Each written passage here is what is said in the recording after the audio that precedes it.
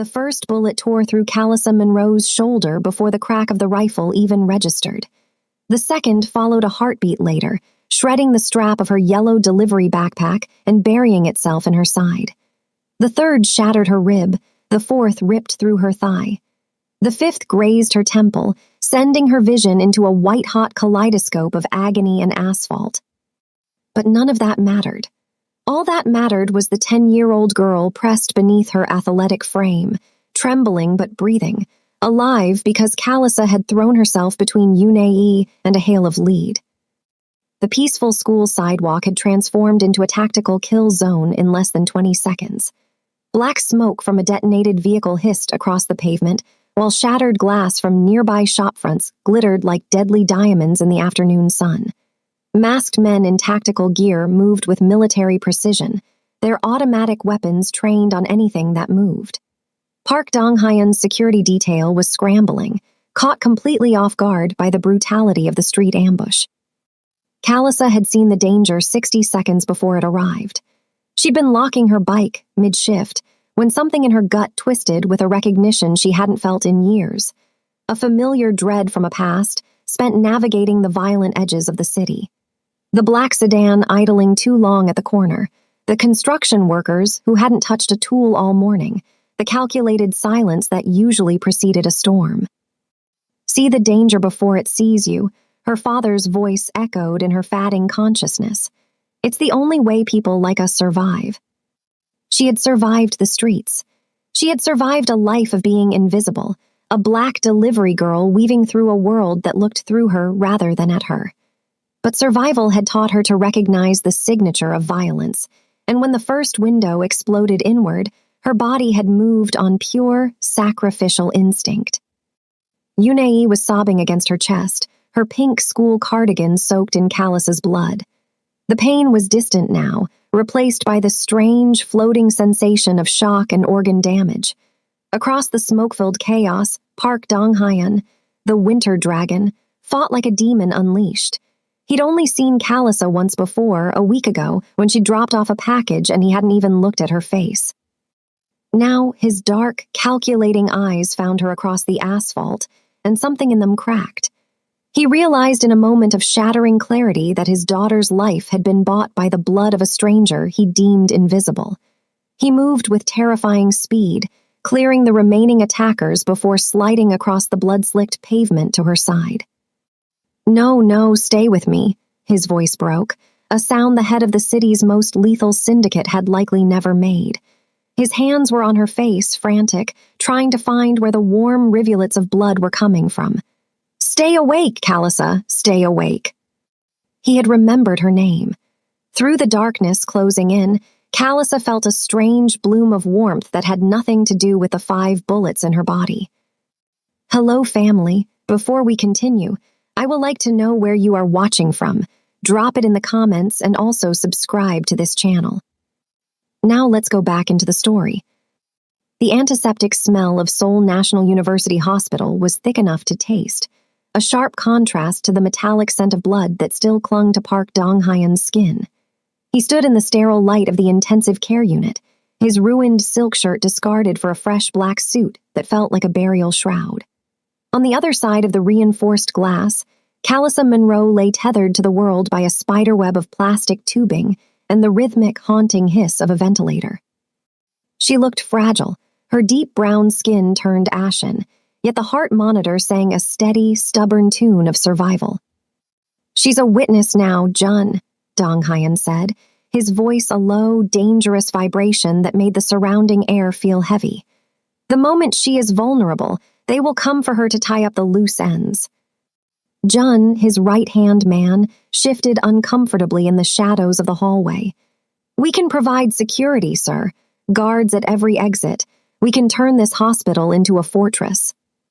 It isn't enough, Dong-hyeon countered, his eyes fixed on the bandages wrapping Callissa's head, 5 bullets meant for his 10-year-old daughter. In our world, guards can be bought, security can be bypassed, but family is an absolute. It is the only thing that creates a blood debt they cannot ignore. He turned to the waiting lawyer, a man whose disheveled appearance betrayed the 4:30 a.m. summons. The emergency marriage documents. Are they ready? The lawyer, Attorney Lee, swallowed hard, his hands trembling as he adjusted his glasses.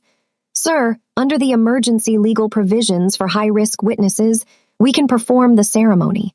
Given the imminent threat to her life and her lack of local kin, your status as her legal protector allows for a binding union. But she is unconscious, Mr. Park. That is what power is for, Lee. To do what others say cannot be done, Dong Hyun replied, his tone as cold and final as a closing casket. They entered the room with the quiet precision of a tactical team. The only guests were the humming machines and a judge who looked like he'd rather be anywhere else on Earth. Dong Hyun stepped to the side of the bed and took Callus's left hand. Her fingers were cool, her palm calloused from the handlebars of a delivery bike and the grit of a life spent working for every cent, hands that had caught his daughter when the world exploded. He slid a platinum band onto her finger, a simple, heavy thing that felt like a shackle and a shield all at once. The judge began the recitation, his voice a frantic whisper against the backdrop of the city's early morning ambulance sirens. When the moment came for Callus's response, Dong Hyun did not hesitate. He took her limp thumb, pressed it against a dark ink pad, and then firmly onto the signature line of the marriage certificate. By the power of the Republic of Korea, I pronounce you husband and wife, the judge stammered. Dong Hyun leaned down, his face inches from hers. He didn't kiss her lips. He pressed a solemn, lingering vow against her forehead. You're safe now, he whispered, the words intended only for her subconscious. I've given you my name, my resources, and my war. No one touches a park and lives. He stood up, his height filling the small room with a sudden, suffocating authority. Jun, file the papers with the ministry immediately. Triple the guards. If a single person without park clearance enters this floor, kill them. He looked back at the woman who had traded her blood for his daughter's life. She was no longer a stranger, no longer the help, and no longer invisible. She was the new queen of the Kang Syndicate, and the world was about to find out exactly how much that cost. The darkness didn't lift all at once. It peeled away in agonizing layers of white-hot pain and the rhythmic, clinical hiss of a ventilator. When Callissa finally forced her eyes open, the world was a blur of cream-colored silk and polished mahogany. This wasn't the sterile, cramped ward of a public hospital. She was lying in a bed that felt like a cloud, draped in linens that cost more than her delivery bike, but the heavy weight in her chest and the fire in her thigh reminded her of the sidewalk, the shattered glass, and the 5 bullets that had hunted her down. Her hand twitched, hitting something cold and metallic. She looked down, her vision clearing just enough to see a heavy platinum band encircling her ring finger. Panic, sharp and cold, surged through her, spiking her heart rate until the monitors beside her began to wail in protest. Easy, Zara, a voice rumbled from the shadows. You're safe. Park Dong-hyun stepped into the light. He had discarded the blood-soaked suit from the street, appearing now in a crisp charcoal blazer that made him look less like a demon and more like the king of a corporate empire. Where is the girl? Where is Yunei? Callus's voice was a shredded whisper, her throat feeling as though she had swallowed glass. She is safe. Because of you, he said, his dark eyes tracking the frantic movement of her pupils.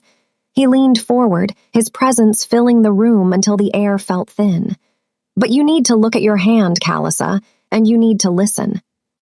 What is this? She rasped, lifting her hand with trembling effort to show him the ring. What did you do while I was out? I made you a park, he said, his voice flat and devoid of apology. We were married 3 days ago. It was the only way to move you into this wing, the only way to grant you the full protection of my name. The outrage hit her before the pain could.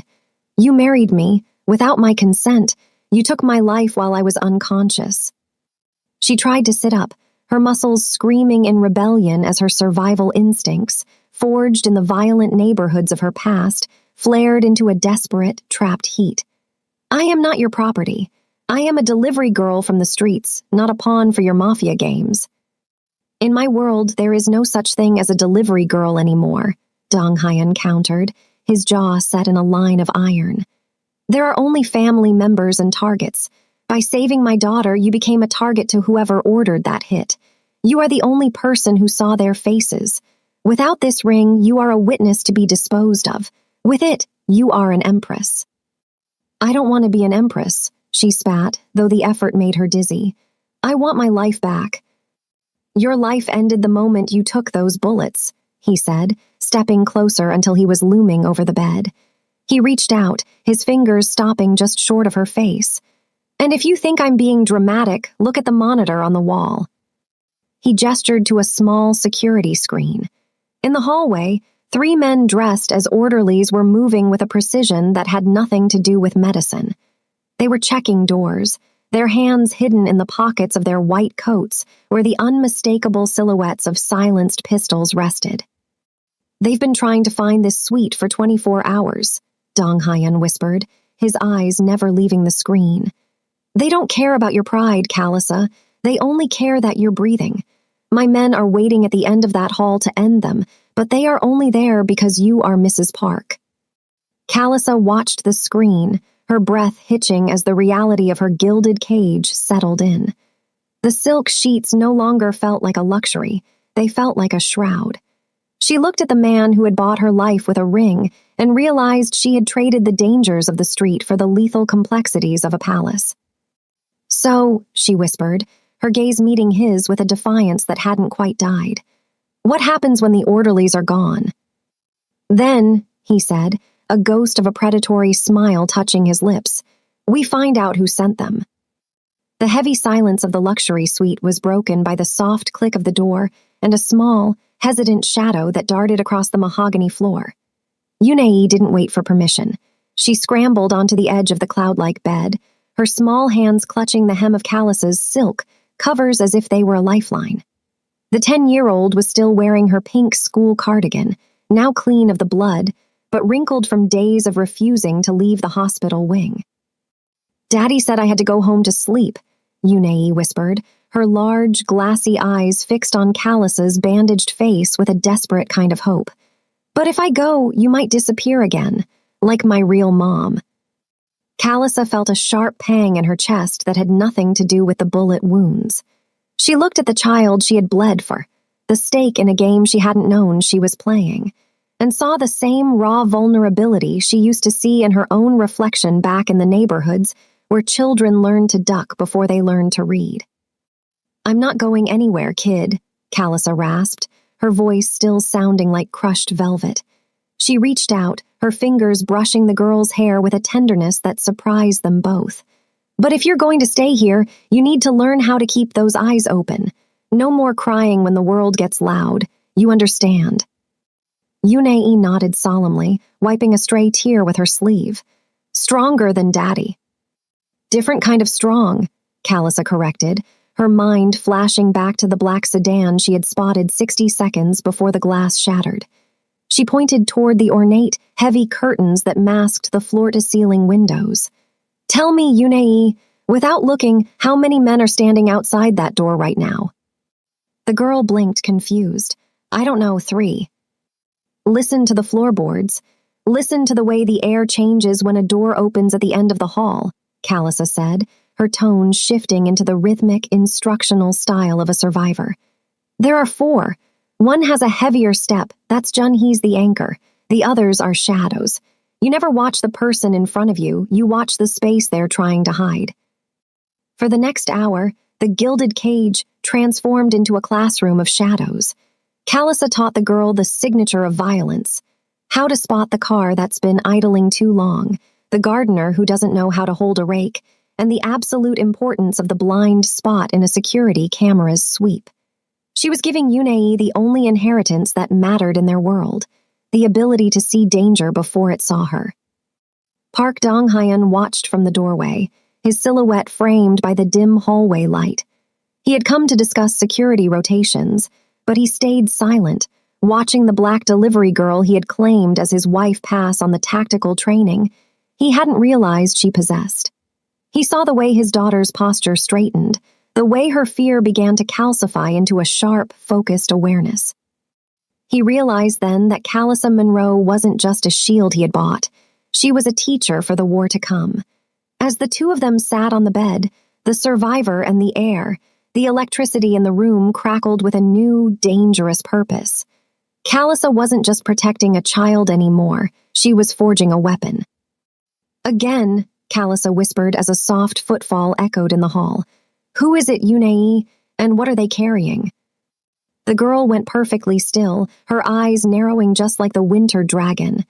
It's Jun, she said clearly, and he's bringing your medicine, but he's walking fast, something's wrong. Callissa's gaze met Dong Hyan across the room. The gilded cage was no longer just a prison, it was a fortress, and its newest sentry was only 10 years old. The shadows in the suite deepened as the late afternoon sun dipped behind the Seoul skyline, casting long, jagged lines across the floor that looked like bars. Yunei had finally succumbed to exhaustion, curled into a small, peaceful ball at the foot of the bed. Park Dong-hyun remained by the window, his silhouette motionless against the glass, a man who looked like he had been carved from the very ice he was named for. "You have a gift, Callissa," he said, his voice a low rumble that barely carried across the room. "The way you taught her to listen to the floorboards, that isn't something one learns from a delivery app." Callissa leaned back against the pillows, her hand instinctively going to the heavy platinum band on her finger. "It's called living in the real world, Dong-hyun. In the neighborhoods I come from, if you don't notice the change in the air when a door opens, you don't make it to 20. She met his gaze through the dim light. "But you didn't marry me for my teaching skills. Why are you really here?" Dong-hyun stepped closer, the smell of expensive tobacco and cold rain clinging to his suit. "I told you I made you a park for your protection, and that was true, but it wasn't the whole truth." He sat in the chair beside her bed, leaning forward until the intensity of his dark eyes made her skin warm. "I've been watching you for months, Callissa, long before the shooting." Callissa's heart skipped, a jagged rhythm of surprise and suspicion. "Watching me? I was a ghost on a bike. I dropped off your packages and disappeared." "You were never a ghost," he countered, his voice dropping to an intimate whisper. "I watched you through the security monitors while you were dusting. I saw the way you scanned the perimeter of the mansion every time you arrived. I saw you pause at the third-floor balcony, noting the blind spot in the camera sweep that even my chief of security missed." Callissa went still. "So you didn't just pick a random hero, you picked an investigator." "I picked a partner," he corrected, his expression softening into something raw and real for a heartbeat. "The hit on the street was too precise. Someone knew the school's schedule. Someone knew exactly which guards were compromised." He reached out, his thumb tracing the back of her hand, his touch surprisingly gentle. "I've spent years looking at my world through the eyes of people I pay to tell me I'm safe. I need eyes that have seen the signature of violence without a paycheck attached." The gilded cage suddenly felt like a war room. Callissa looked at the man who had upended her life and saw the same familiar dread she had felt in the moments before the bullets arrived. He wasn't just a monster. He was a man whose empire was rotting from the inside. "You want me to find the mole," she said, her street-smart instincts already beginning to calculate the angles. "I want you to see what I am blind to," Dong-hyun replied, his grip on her hand tightening. "I'll give you access to every camera, every financial record, every guard's file. In return, I give you the power to ensure no one ever makes you feel invisible again." Callissa looked at the ring, then back at the winter dragon. She was trapped, yes, but for the first time in her life, she had been given a weapon instead of just a shield. "I want my sister safe first. If I do this, you move her to a secure location in the States. No more scrubbing floors to send money home." "Done," he said, the word a cold, binding contract. "We're partners now, Callissa Monroe. Let's burn the traitors out of our home." The transition from delivery girl to syndicate strategist happened not in a boardroom, but in the dim, blue light of a dozen monitors brought into Callissa's hospital suite. Her body still throbbed with the ghost pain of 5 bullets, but her mind was finally back in its element, scanning for the signature of violence she had been trained to recognize since her youth. Park Dong-hyun sat beside her, his presence a silent, heavy weight as they reviewed the digital fragments of her life from before the sidewalk became a war zone. "Start with my bike's dash cam," Callisa rasped, her voice regaining its strength even as she remained tethered to the bed. "I was making a drop-off at the Southern Port warehouse 2 days before the hit. Something felt off then, but I was too focused on my shift to name it." Jun pulled up the footage. The screen showed the grainy, fisheye perspective of the city streets as Callisa wove through traffic. The camera captured the mundane, gray asphalt, yellow taxis, and the industrial silhouettes of the Kang Syndicate's shipping hubs. "Stop," Callisa commanded, her dark eyes narrowing with a ferocity that made Dong-hyun go still. "Rewind 10 seconds. Watch the man in the charcoal suit standing by the loading dock." The man was Sergeant Han, a high-ranking member of Dong-hyun's internal security detail, a man vetted, trusted, and supposedly beyond reproach. On the screen, he was speaking to a driver. It looked like a routine check until the moment Callisa's bike sped past. "There," Callisa whispered, pointing a trembling finger at the screen. "Look at his left hand." As the delivery bike passed, Sergeant Han didn't just check a clipboard. He raised 3 fingers to his lapel, followed by a quick, sharp tug at his earlobe. It was a gesture that lasted less than a second, a signal so subtle it would have been dismissed by anyone who hadn't lived in a world where a hand movement could be a death sentence. "He's confirming a position," Callisa explained, her nursing training allowing her to keep her heart rate steady even as the monitors began to beep. "I saw the same gesture in a neighborhood hit back home. He wasn't talking to the driver. He was signaling a spotter in the building across the street." Dong-hyun leaned closer, his jaw tightening until the bones seemed ready to snap. He recognized the signal now, a code used by his own tactical teams, repurposed for his destruction. "Han has been with me for 10 years. He has access to my daughter's school schedule. He has access to the blind spots in the mansion." The gilded cage suddenly felt like the center of a spider web. Callisa looked at the man she had married out of necessity and saw the winter dragon truly emerge. The vulnerability he had shown earlier was gone, replaced by a cold, absolute fury. "You were right, Dong-hyun," she said, her gaze returning to the monitor. "You were blind to him because you saw a brother. I only saw a man who didn't want to be seen." Dong-hyun stood, his hand lingering on Callisa's arm for a moment, a gesture of genuine partnership that transcended the platinum ring on her finger. "Jun, bring Han in. Quietly. I want to know who is holding the leash of a man I thought was loyal." As Jun moved to obey, Callisa felt the first real shift in her new reality. She wasn't just surviving the MAFIA, she was dismantling it from within. The delivery girl was gone, and the strategist was just getting started. The transition from the hospital bed to the head of a mahogany banquet table was a blur of emerald silk and tactical briefings. Callisa Monroe stood at the top of the mansion's grand staircase, her deep brown skin glowing against the fitted green dress that masked the bandages still hugging her ribs. Her hair was styled in an elegant updo that incorporated her natural curls, and the diamond earrings Dong-hyun had gifted her caught the light like the deadly diamonds of the glass she had survived. Beside her, Park Dong-hyun looked every bit the winter dragon in a tailored black suit, his hand resting possessively on her waist as they prepared to descend into the den of his most dangerous lieutenants. "They will look for a maid," Dong-hyun whispered into her ear, his voice a low, grounding rumble. "Show them the queen I married." The dining room was a sea of cold eyes and practiced smiles. 8 couples were already seated, radiating power, and the kind of barely concealed violence Callisa had learned to recognize in the streets of her past. At the far end of the table, in a dress the color of fresh blood, sat Miss Anne, the woman who had expected to wear Callisa's ring. Her eyes locked onto Callisa with a hatred so pure it felt like a physical weight.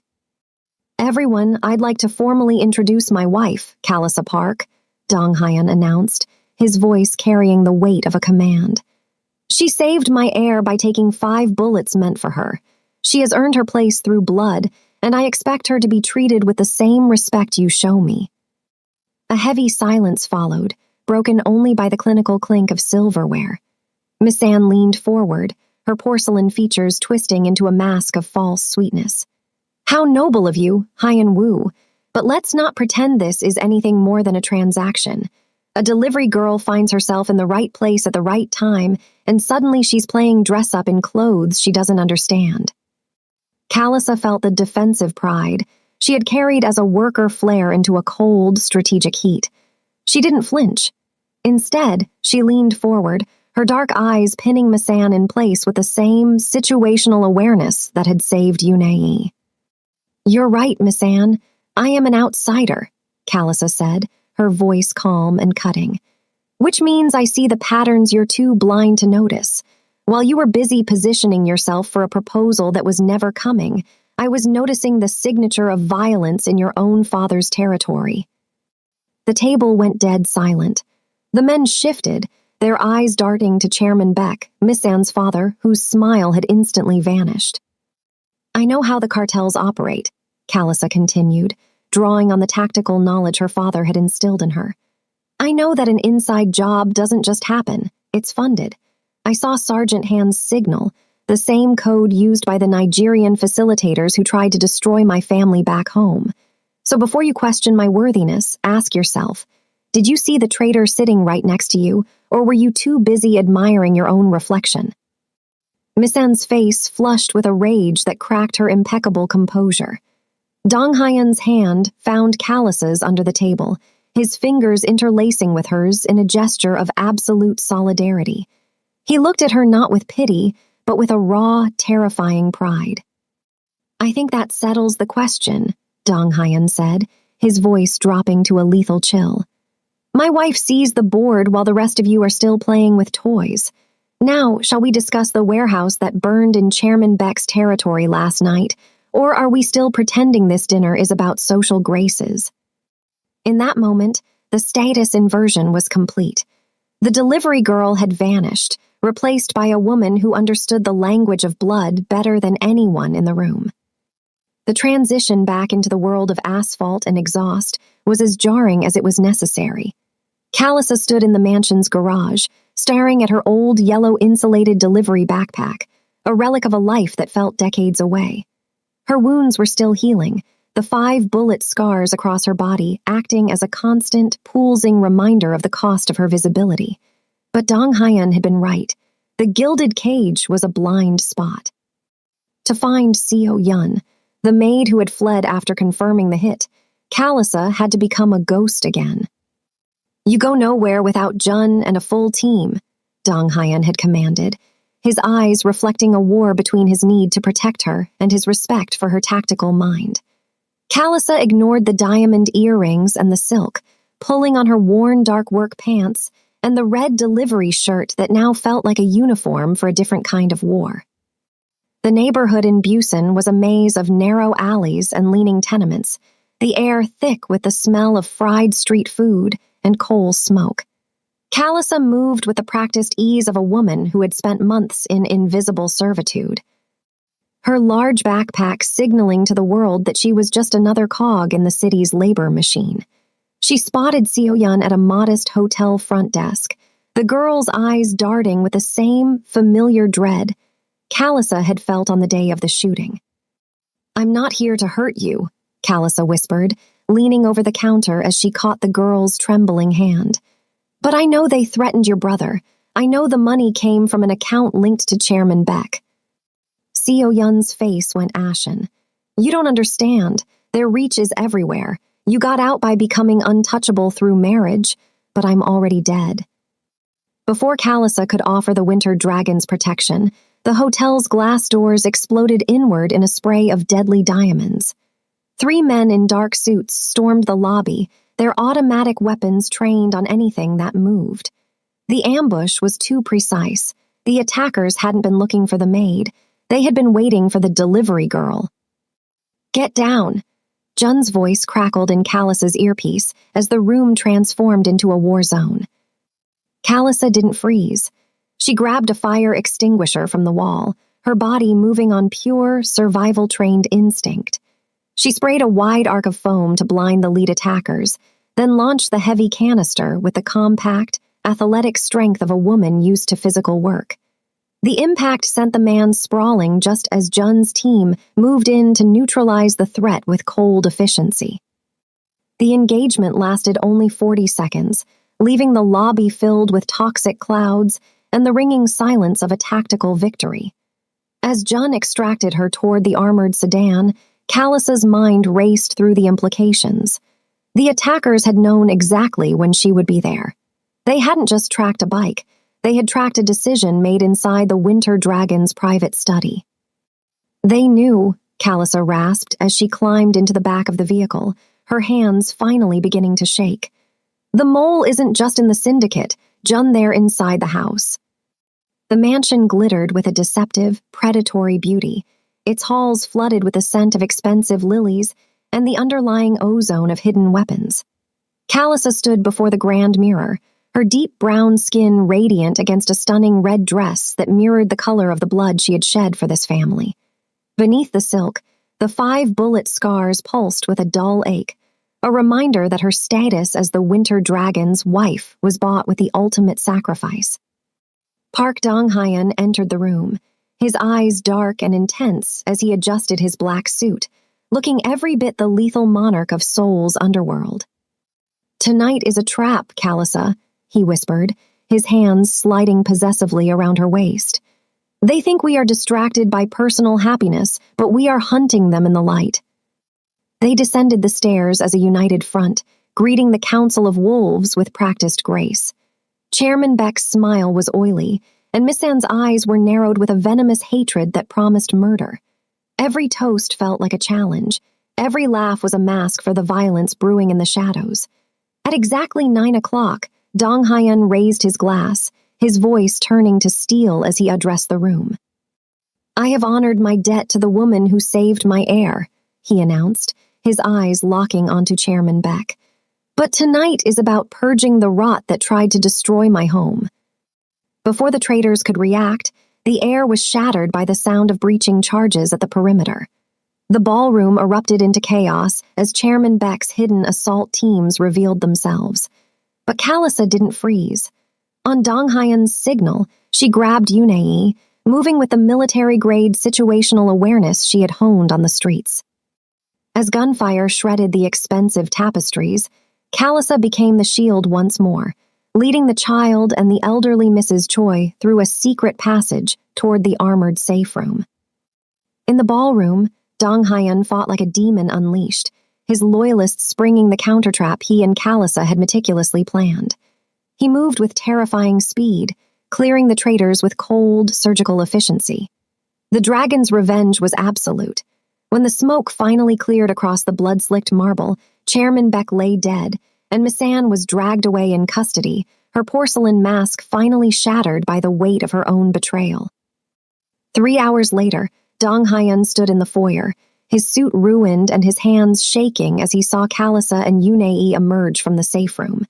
He caught them in his arms, his expression transforming into something human, something that belonged to a father and a husband rather than a crime lord. In the wreckage of their home, Callisa realized the gilded cage had dissolved. They weren't just partners in an investigation anymore. They were a family forged in sacrifice and blood, ready to build a future on the ashes of the syndicate. The aftermath of the syndicate purge left the Park mansion in a clinical, eerie silence, as if the very architecture was exhaling after months of violence. The Winter Dragon had systematically dismantled the remnants of Chairman Beck's influence, ensuring that no shadow remained to threaten his family. When the sun finally rose over the Seoul skyline, painting the floor-to-ceiling windows in shades of bruised purple and gold, Callisa Monroe stood on the balcony, her athletic frame relaxed for the first time since the first bullet tore through her life. The 5 scars across her body remained, permanent maps of her sacrifice, but the fire of the street had finally cooled into a steady, glowing peace.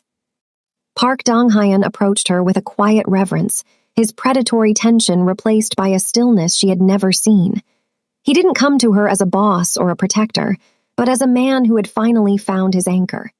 He stood beside her, their shoulders nearly touching, watching the city wake up below them. The same city where Callisa had once been a ghost on a bike, invisible and disposable. "The danger is gone, Callisa," he said, his voice a low rumble that vibrated with absolute certainty. "But I realize that protecting you within these walls isn't enough. You were a warrior for my daughter because the world failed to protect you." He led her back into the study, where a single velvet-covered plaque sat on his mahogany desk. "I've spent my life building empires of fear," he admitted, his dark eyes locking onto hers. "But you taught me that the only empire worth keeping is one built on the honor of those who survive." He pulled back the cloth to reveal the name, the Monroe Legacy Foundation.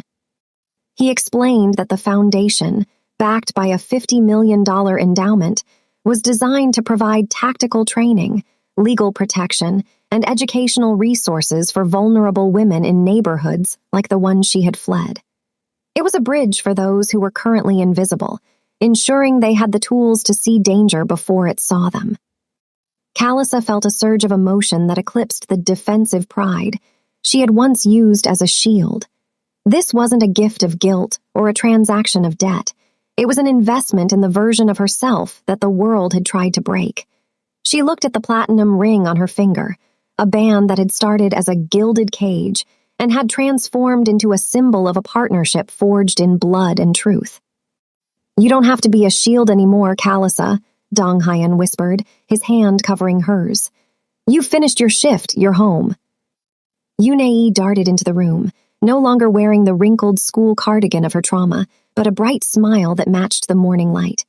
She threw her arms around Callisa, clutching her not out of terror, but out of the simple, profound love of a daughter for a mother. In that moment, the status inversion was complete. The black delivery girl who had taken 5 bullets for a stranger had finally found a world that saw her, loved her, and gave her a home that didn't require her to bleed to keep it.